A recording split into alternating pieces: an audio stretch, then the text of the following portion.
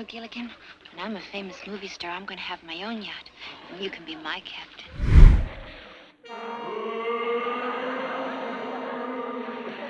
Do you remember the 3-hour tour that turned into 3 seasons of the show? 3 reunion movies, 2 spin-off cartoons, and enough behind-the-scenes chaos to sink the SS Minnow twice? That was Gilligan's Island, where a group of strangers was forced to survive together, struggling every day to find a way to leave the island, and failing every day in ways that only this show could come up with. But behind the camera was a chaotic backstage that you can hardly believe.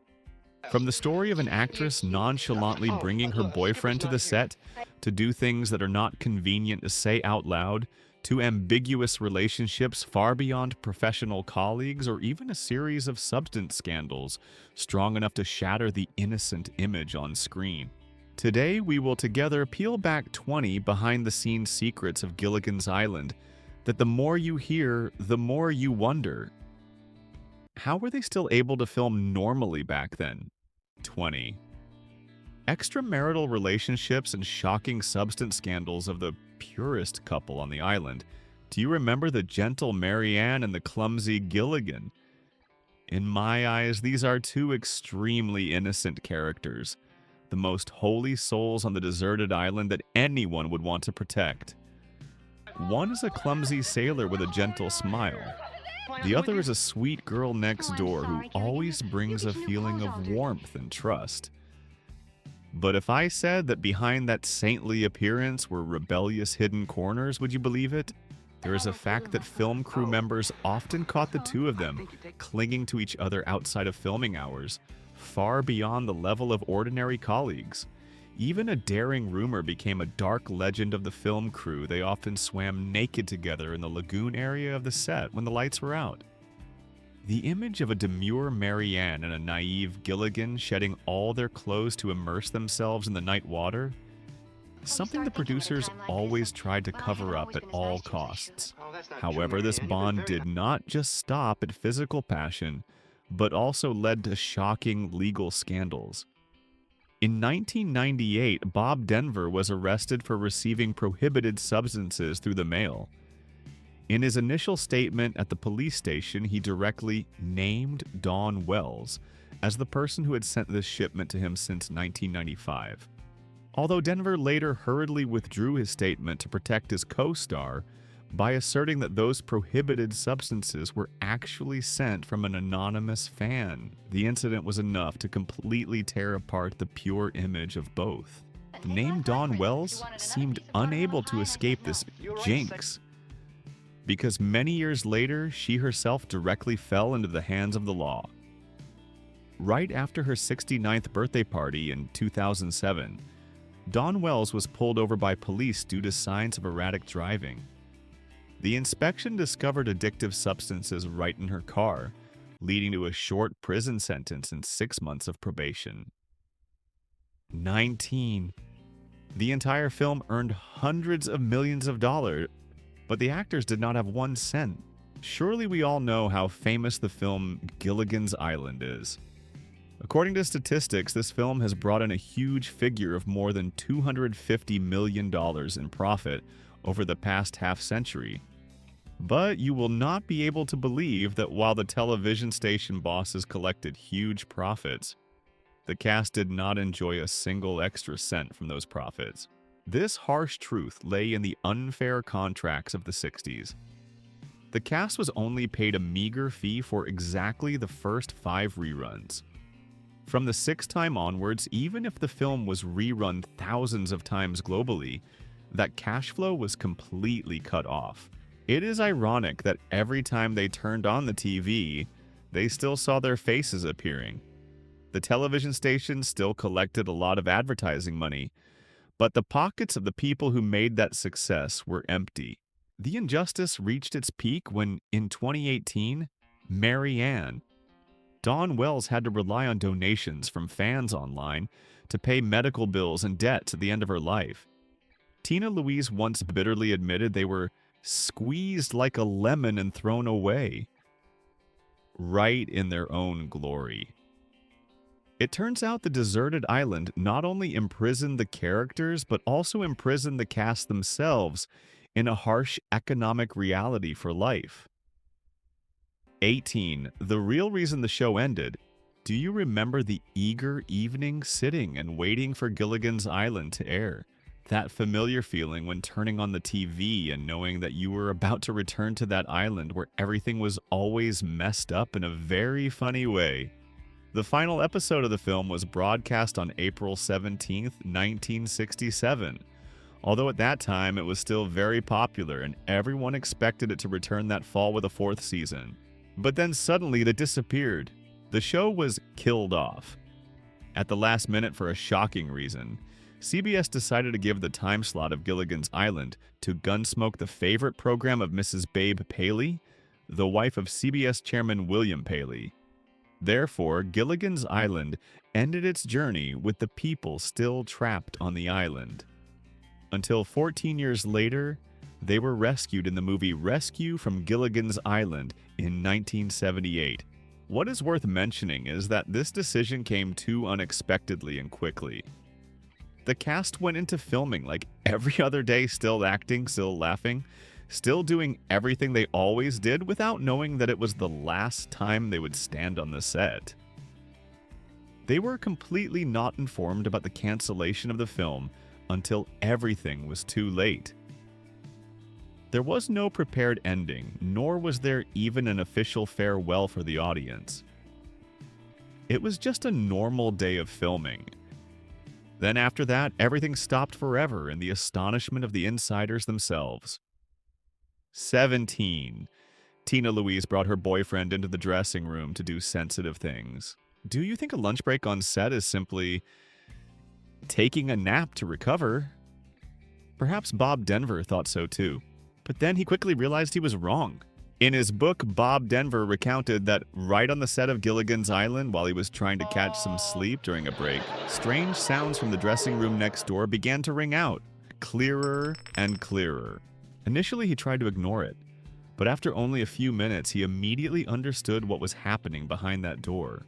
It turns out Tina Louise had brought her boyfriend into her private dressing room right during the break, and both were having extremely sensitive actions right in the middle of the set while the entire crew was still around.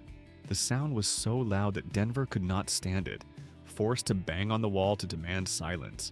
But the reaction after that was what truly made him speechless. According to his account, Tina Louise did not avoid it at all, but even responded frankly that such moments usually lasted more than 45 minutes, and she needed absolute concentration, so it was best if no one bothered her. It turns out the glamorous image on screen was only one part. While in real life, Tina Louise was bold to the point of making the entire set stand still. 16. The film crew received news of the president's assassination right while filming. Maybe you did not notice, but right in the middle of filming Gilligan's Island, a very famous event occurred, which was the historically shocking assassination targeting President John F. Kennedy, causing the entire film crew to fall into a state of extreme shock. This event took place on November 22nd, 1963, exactly on the final filming day of the pilot episode, the first experimental episode. This was an extremely sensitive time because the fate of the entire series was still on the scale, not yet knowing if it would be approved for broadcast. Imagine! In the middle of the busy working atmosphere to complete the foundational scenes for the deserted island, the radio on the set suddenly rang out with bad news from Dallas. Immediately, all fun acting activities were stalled. The entire film crew, from actors to backstage staff, stood rooted to the spot in a heavy and gloomy silence. The overwhelming pain from reality covered the entire set, making the humorous details being performed suddenly become out of place. Although that first episode was later still completed, the memory of the beginning of Gilligan's Island will forever be associated with one of the darkest pages of American history. 12. Alan Hale Jr. broke his arm but still filmed dangerous scenes. If I had to choose the most dedicated actor on Gilligan's Island, I would choose Alan Hale Jr. because what he did truly went far beyond the normal level. During a filming session for a scene with a coconut tree, Alan Hale Jr. had an accident and broke his arm. An injury that for many people would certainly require stopping immediately. But not him.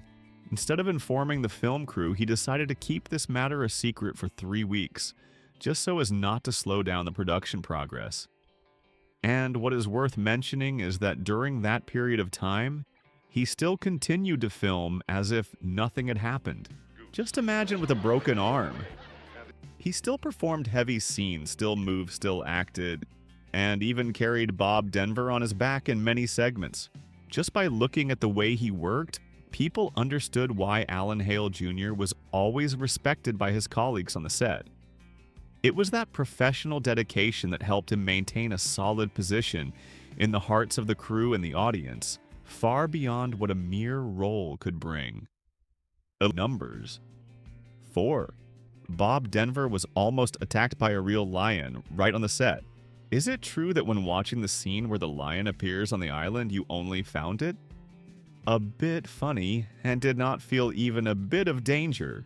In reality, that moment almost became a serious accident right on the set.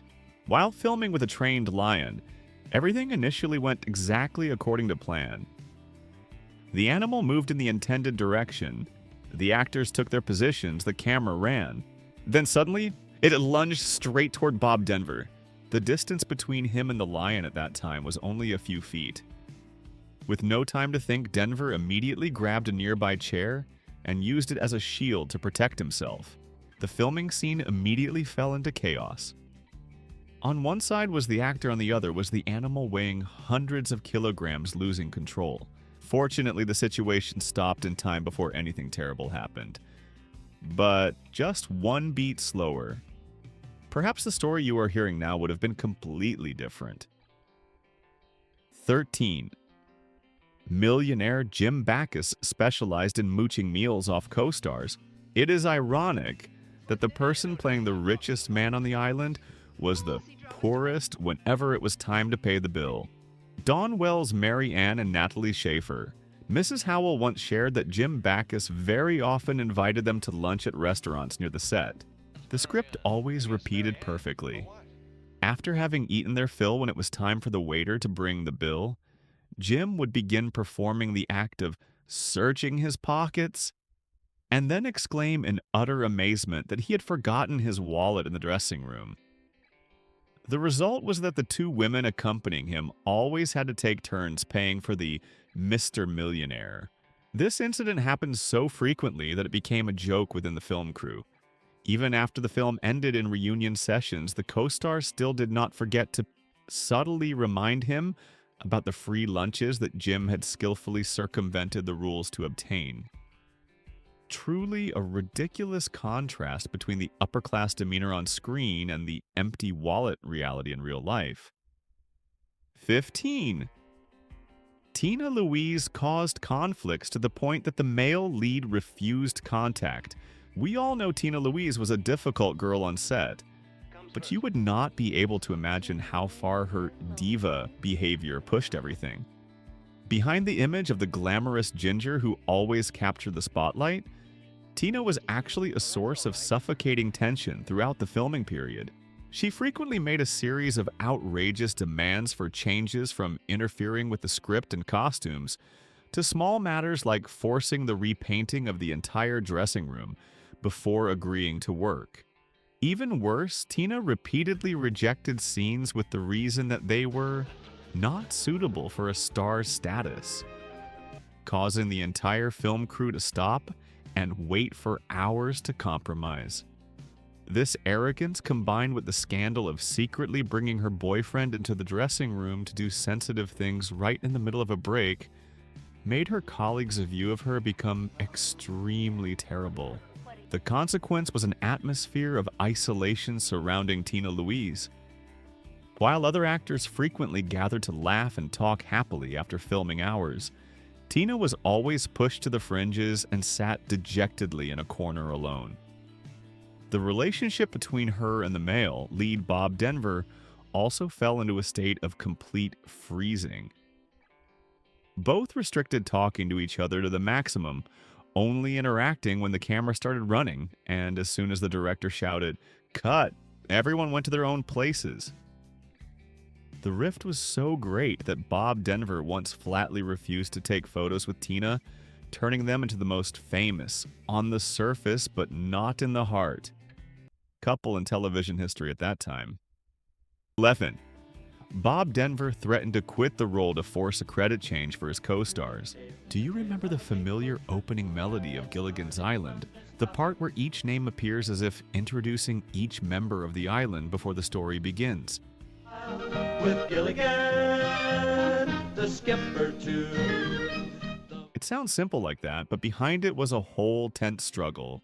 Initially, Tina Louise requested to have her name separated in the end credits, causing the two actors, Russell Johnson and Dawn Wells, to only be grouped under a rather faint line as "and the rest."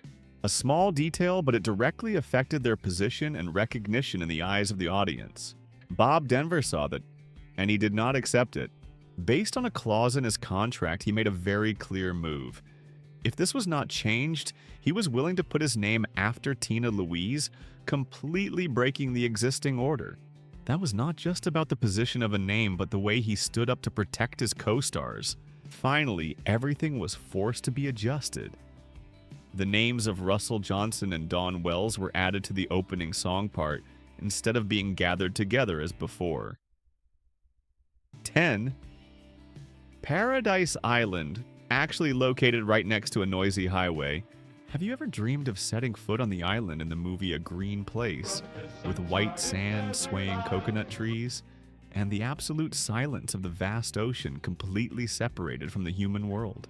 But if I said this island was not real at all, and it was just an artificial lagoon located right next to one of the busiest roads in America, would you be disappointed? In reality, Gilligan's deserted island was located at the CBS studio lot in Studio City, Los Angeles, right next to the Ventura Freeway. This created a ridiculous paradox.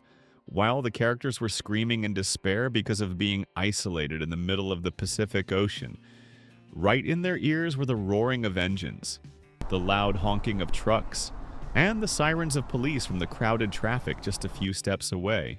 Every time a large vehicle passed by and honked, the entire cast performing primitive scenes had to stop in frustration to wait for the urban noise to pass. Sound engineers had to fight extremely hard to filter out these modern sounds, aiming to deceive millions of viewers into believing that the characters were truly thousands of miles away from civilization. It turns out the paradise we always dreamed of was just an artificial pool full of chemicals tucked away in the heart of a dusty and noisy city. 9. The entire film crew fell ill because of filming in a dirty water tank. Do you remember the clear, deep blue lagoon where the whole crew often swam, splashed water, and survived in each episode?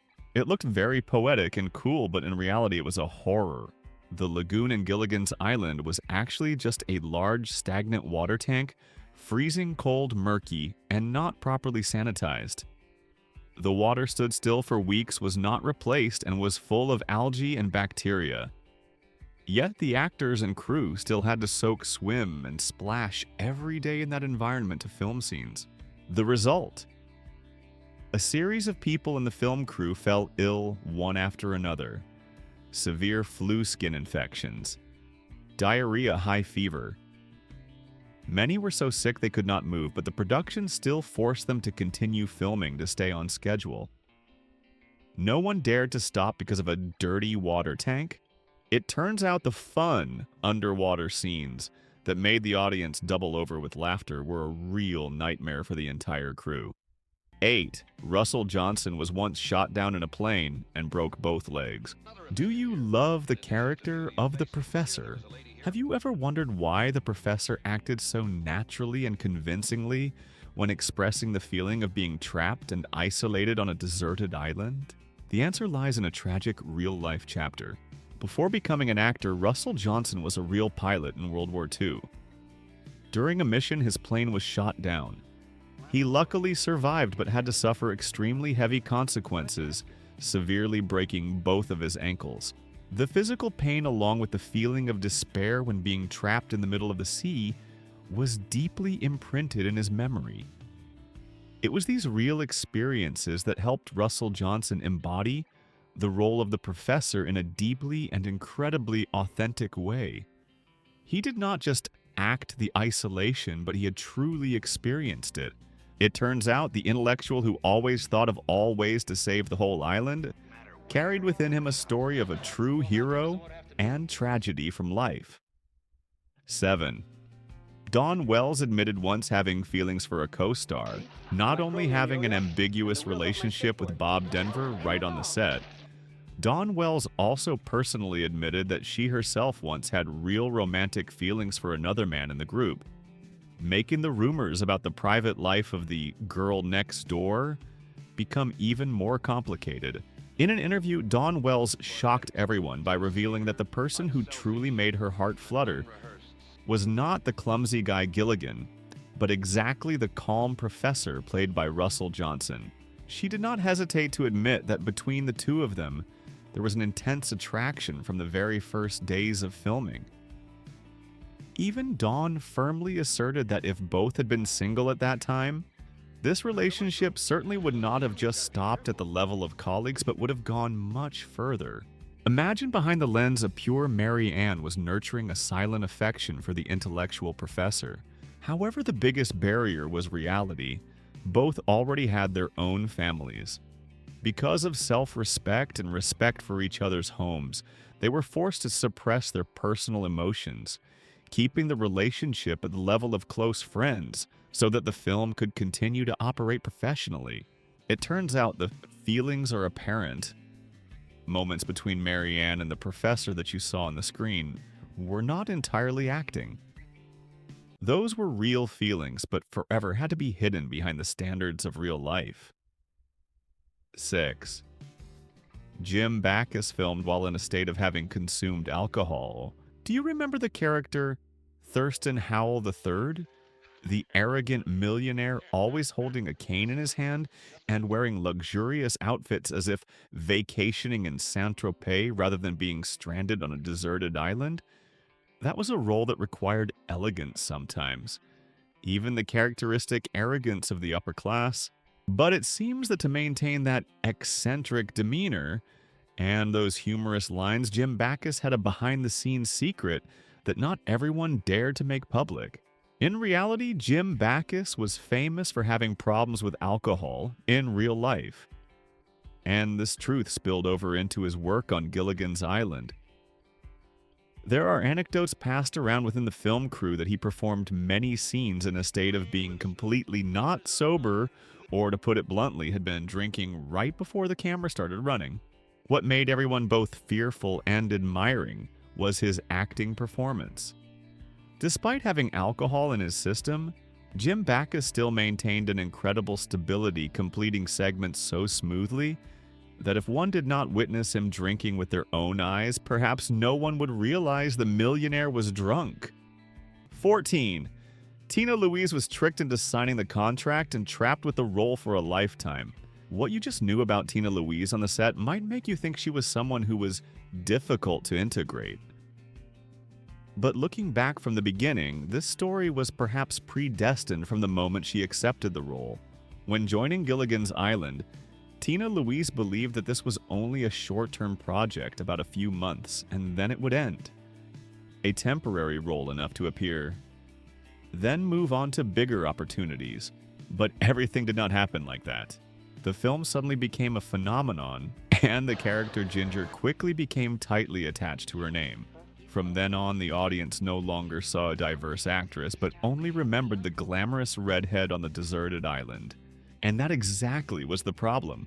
The more famous she became, the more she was stuck in that image. Other opportunities became more difficult, as any role she accepted was compared to Ginger.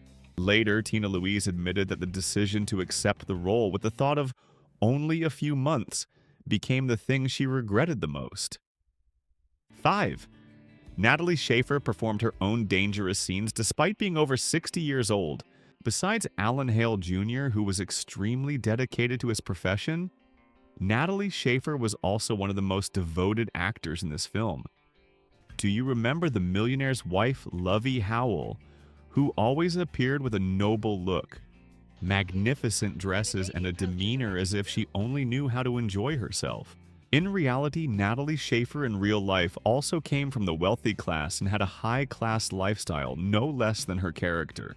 But do not let that golden leaf on a jade branch so much appearance deceive you, because her working spirit on the set made even young actors have to take off their hats. Even though she had turned 64 when starting to participate in Gilligan's Island, an age where most people choose leisure, Natalie still refused to use stunt doubles. There were segments that required the character to jump into the water or perform adventurous action scenes in the middle of the deserted island. And she performed them all by herself in a decisive manner. Imagine a woman over 60 years old, originally accustomed to velvet and silk, being ready to throw herself into a lake or exert herself in strenuous filming scenes without a single word of complaint. This devotion did not only come from professional acting skills, but also from a will of steel, wanting to prove that age is just 3. Alan Hale Jr. almost drowned because of a betraying costume. Not only did Dawn Wells almost lose her life under the lion's claws, but even the large skipper, Alan Hale Jr., once experienced horrifying life and death moments right before the eyes of the film crew.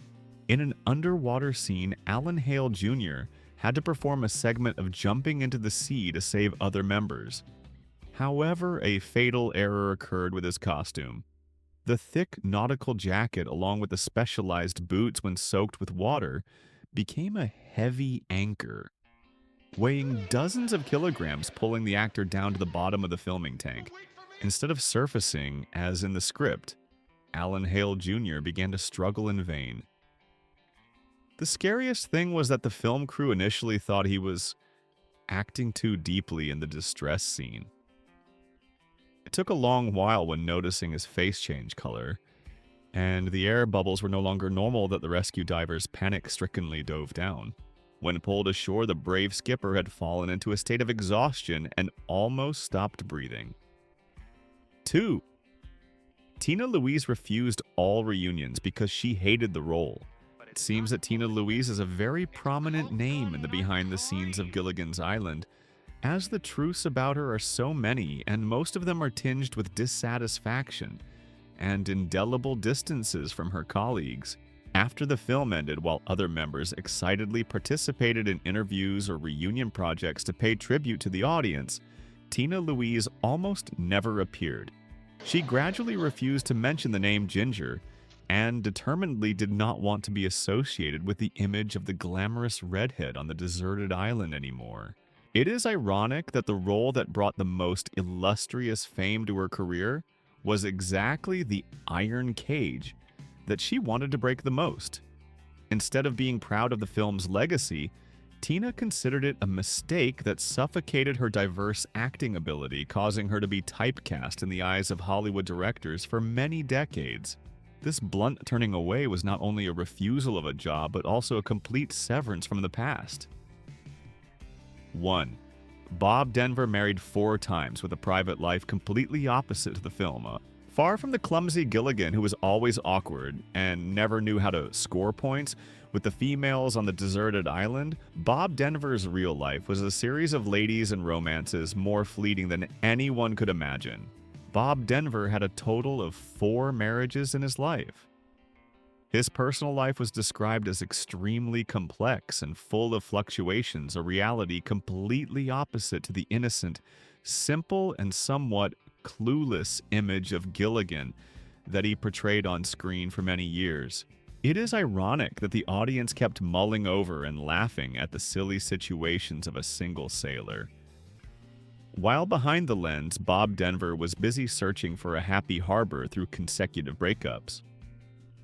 These successive marriages not only revealed a very different human side of the actor, but also served as a testament to the fact that the brilliant glory of a career sometimes cannot fill the storms in private life.